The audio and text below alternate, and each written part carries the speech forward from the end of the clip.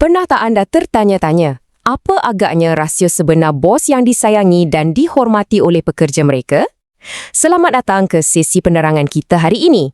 Sesi kita hari ini memang direka khas sebagai panduan untuk anda menguasai seni kepimpinan dan sistem pengurusan yang lebih moden. Kita akan gandingkan ciri-ciri dalaman seorang pemimpin hebat dengan alat praktikal luar yang anda perlukan untuk betul-betul berjaya bawa pasukan anda. Okey, jom kita selami perkara ini sama-sama. Melangkah ke posisi pengurusan buat kali pertama tu, sejujurnya memang boleh rasa gementar sikit kan? Sangat normal untuk rasa macam terbeban dengan tanggungjawab baru ni. Tapi, nak tahu satu rahsia? Kepimpinan ni bukanlah satu kuasa magis yang kita lahir-lahir terus pandai. Ia sebenarnya satu kemahiran yang kita boleh belajar dan asah. Persoalan yang paling penting sekarang, apa sebenarnya yang membezakan seorang bos biasa dengan seorang pemimpin sejati? Pemimpin yang sejati, mereka tak sekadar goyang kaki dan bagi arahan. Sebaliknya, mereka memberi inspirasi, membawa perubahan yang positif dan yang paling penting, mereka pastikan kelangsungan kejayaan syarikat itu sendiri. Ini pelan tindakan kita untuk hari ini.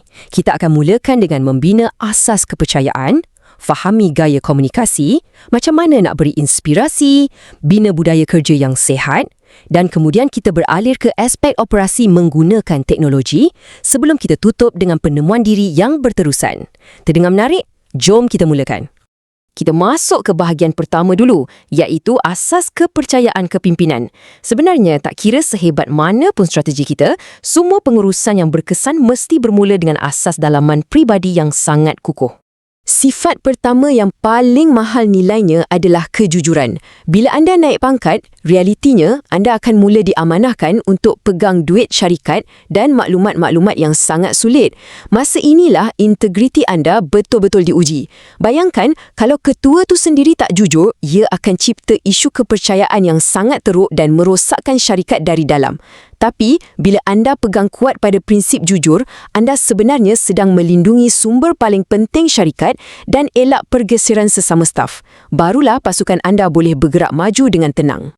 Ciri seterusnya, kita kena jadi pemimpin yang berfikiran jauh. Maksud berfikiran jauh ni, kita tak boleh sekadar jadi pemadam api yang hari-hari sibuk selesaikan masalah remeh di pejabat. Kita juga tak boleh sekadar kejar kejayaan yang cepat sebab menang sekejap ni berisiko dan selalunya tak tahan lama. Sebaliknya, kebolehan untuk berfikiran jauh ni benarkan kita rancang strategi jangka panjang yang lebih stabil.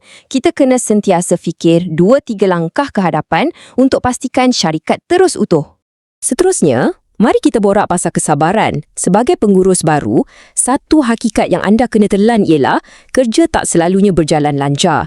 Akan ada masa di mana krisis melanda, staf buat silap dan pelbagai rintangan lain. Bayangkan kalau anda sendiri cepat melatah atau cepat nak mengalah bila ada masalah. Staf di bawah anda tentu akan terus hilang semangat.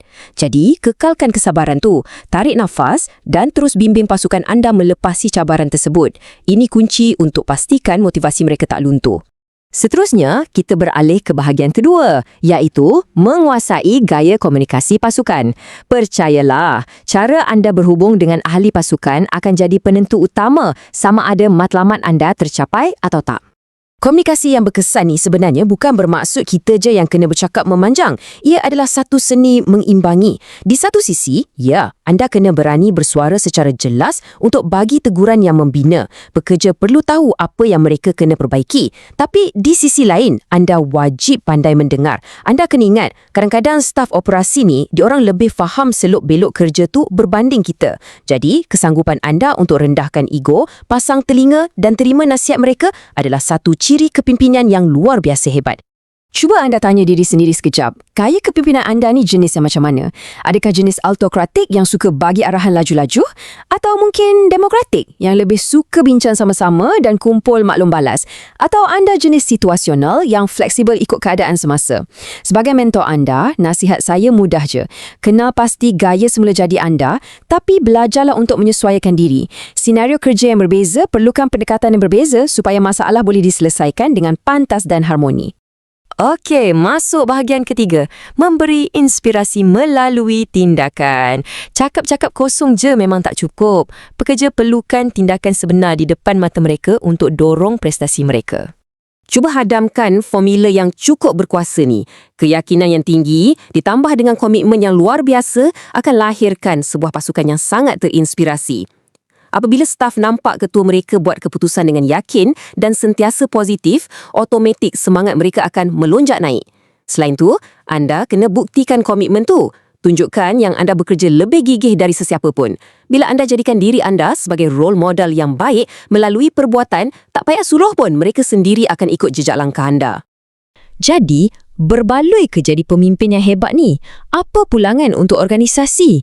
Impaknya sangat-sangat jelas. Pertama, ia melonjakkan graf produktiviti pekerja ke tahap maksimum. Dan yang paling best sekali, ia menurunkan kadar staf berhenti kerja secara mendadak.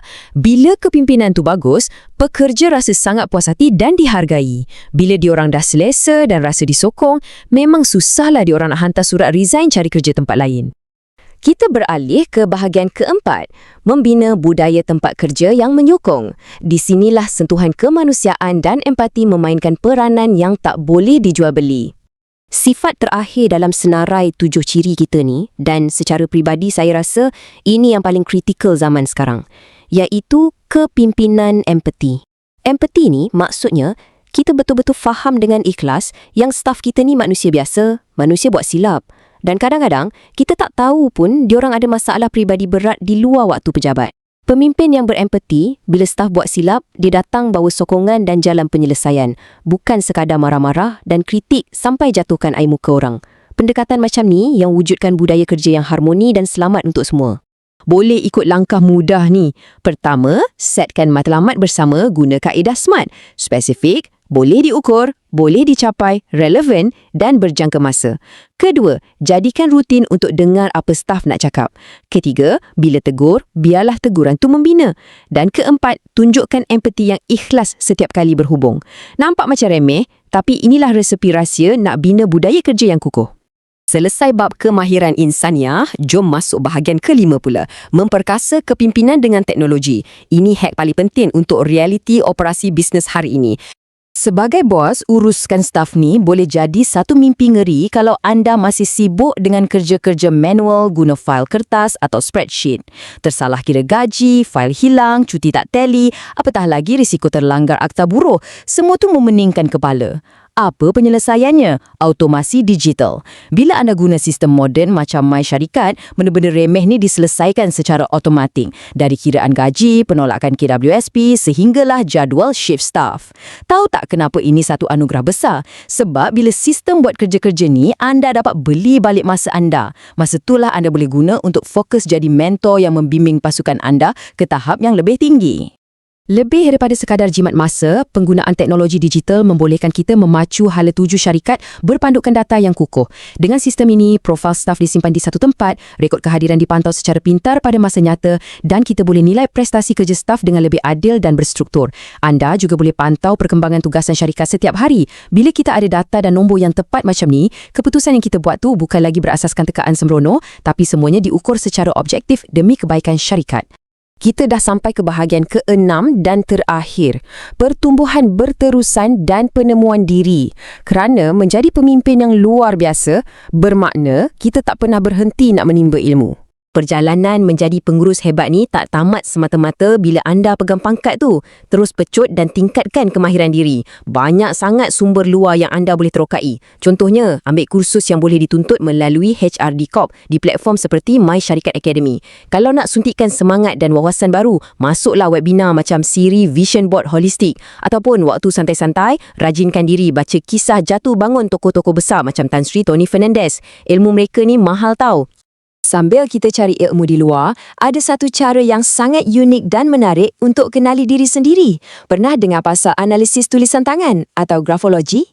Mengikut modul Dr. Azura Hashim, lenggok dan cara anda menulis ni sebenarnya adalah cerminan karakter dalaman anda. Menarik kan? Alat ini sangat membantu para pemimpin untuk merungkai kelebihan semula jadi mereka di samping menyedari mana-mana ruang kelemahan yang perlukan pembaikan. Dari situ, kematangan anda sebagai ketua akan naik ke satu tahap yang baru. Dan ini membawa kita ke persoalan terakhir untuk hari ini. Anda kini dah tahu peranan kemahiran insaniah. Anda dah faham majik teknologi dalam menguruskan operasi dan kita dah pun kupas 7 ciri utama kepimpinan ini. Semuanya dah ada di dalam tangan anda sendiri. Jadi, bila anda buka je pintu pejabat anda esok pagi, persoalannya ialah, pemimpin jenis apakah yang anda pilih untuk menjadi? Jadikan perkongsian kita ni sebagai titik tolak untuk kerjaya pengurusan anda yang lebih gempak. Terima kasih sangat sebab luangkan masa dengan saya hari ini. Saya doakan anda terus sukses dan jumpa lagi.